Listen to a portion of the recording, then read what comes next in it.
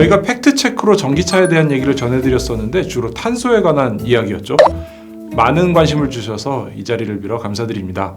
그만큼 전기차 시대가 빨리 다가오고 있는 것으로 보이는데요. 또 다른 아주 주목받는 주제가 있어서 전해드리려고 합니다. 바로 주행 보조 시스템, 운전자 보조 시스템, 혹은 틀린 말이지만 반자율 주행이라고 부르는 기능들. 현재는 어떤 단계까지 왔고 지금 판매하는 차에는 어떤 기능이 들어갔는지 정리해 볼게요. 그리고 반자율 주행차가 급발진한다? 이런 뉴스가 나오면서 오해가 좀 생기는 것 같은데 그 부분도 한번 체크를 해보겠습니다.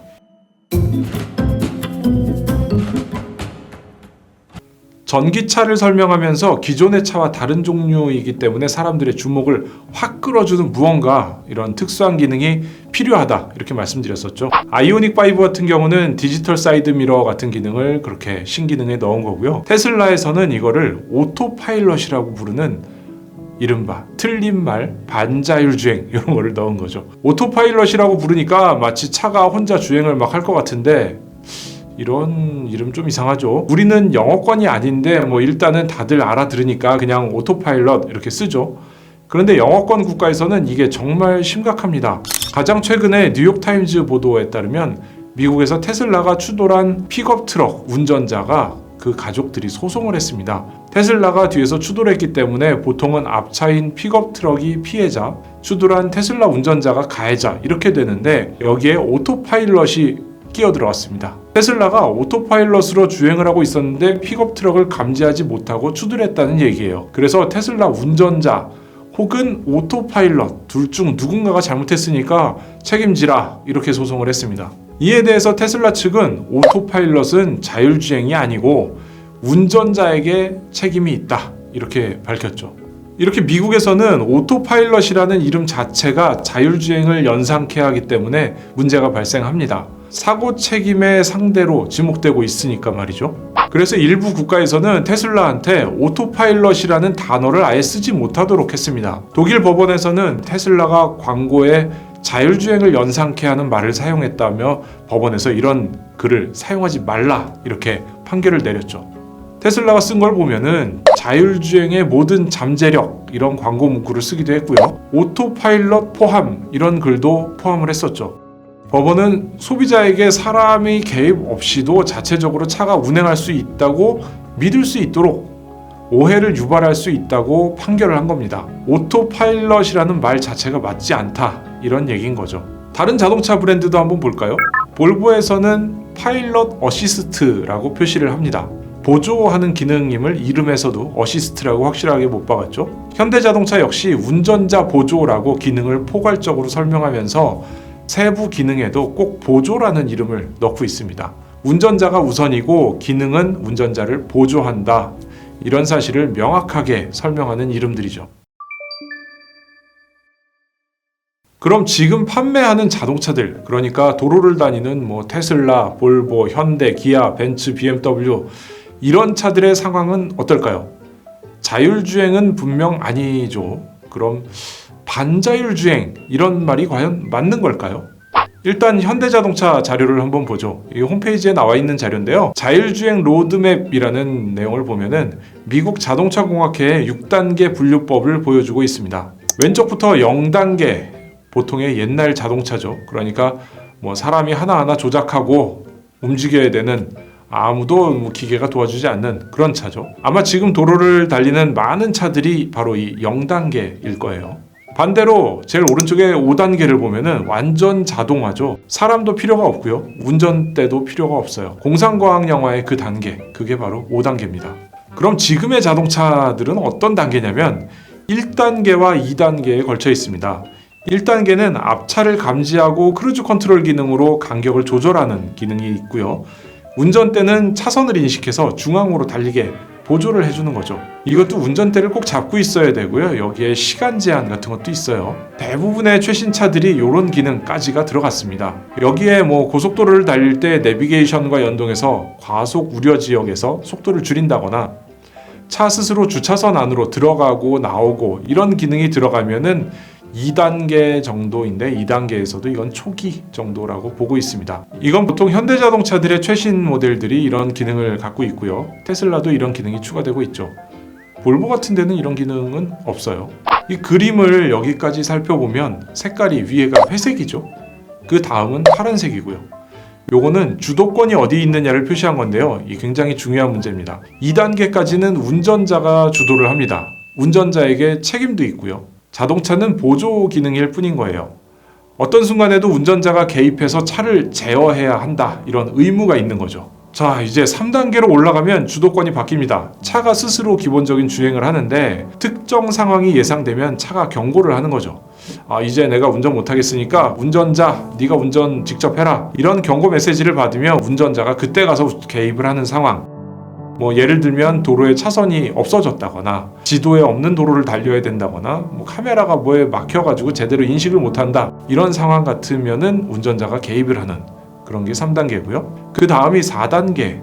이거는 주로 차가 운전을 하고요. 운전자가 개입할 필요도 없는 상황, 아예 운전대 자체가 없어져도 되는 상황을 말하는 거죠. 대신에 도로에 차선이 잘 되어 있고 신호등이나 주변 차들과의 간격, 소통 이런 것들이 가능한 상황에서 이런 주행이 가능하다, 이런 단서를 갖고 있고요. 끝으로 5단계는 주변 상황이 어떻건 간에 차가 스스로 그냥 운행한다, 혼자 알아서 다 한다, 이런 상황을 말하는 거죠. 간단하게 설명드렸는데 지금이 어떤 상황인지 이제 대강 아시겠죠? 지금은 겨우 저 단계들 중에 1단계와 2단계 사이 정도에 있습니다. 특히 대부분의 차들은 운전자 보조 기능이라는 점에 주목해야 됩니다. 대부분이 아니고 사실 거의 모든 차가 운전자 보조예요. 자동화 아직 아닌 겁니다. 자, 이제 정리가 좀 되시죠? 자율주행의 단계부터 우리가 구입할 수 있고 지금 도로를 달리고 있는 차들이 어떤 수준, 그리고 어떤 수준에 왔는지, 그리고 자율주행이 뛰어나다고 얘기했던 테슬라 같은 브랜드도 어떤 레벨인지 이제 확실히 아실 것 같아요. 제일 중요한 거는 주도권이에요. 다시 한번 강조하지만 명확하게 지금의 자동차들은 운전자가 책임을 집니다. 자동차 회사들은 책임질 차를 애초에 만들지도 않았고요. 만약 몰래 이런 기능 넣었다면은 보험회사들 난리가 났었겠죠. 그렇긴 한데 당분간 혼란은 예상이 됩니다. 지금 반자율주행과 같은 모호한 말 이런 것들이 섞여 나오면서 내 차가 자율주행하는 거 아니냐, 혹은 조만간 차 혼자 막 달려가는 그런 날이 오지 않을까 기대를 하는데 단언컨대 그런 상황 꽤 시간이 걸릴 겁니다. 제가 2018년에 독일 베를린에 출장을 갔었는데 거기에 폭스바겐 포럼이라는 공간이 있어요. 거기서 본 전시인데 아주 인상 깊은 내용이 있습니다. 도시에서 자율주행차, 그러니까 스스로 판단하고 운행하는 4단계의 차를 말하는 거죠. 이 차가 도시를 달릴 때 교통 흐름을 예측한 시뮬레이션이 있었어요. 일단 이 도시의 자율주행차가 1%밖에 안 될 때 도시의 흐름, 그리고 30%가 자율주행을 할 때, 그리고 100% 모든 차가 자율주행일 때 교통 흐름을 보여주는 시뮬레이션인데요. 가장 혼란스러울 때가 30%일 때입니다. 반대로 가장 효율적일 때, 가장 도로가 잘 원활하게 다닐 때는 100%일 때죠. 모든 차가 자율주행을 하는 순간.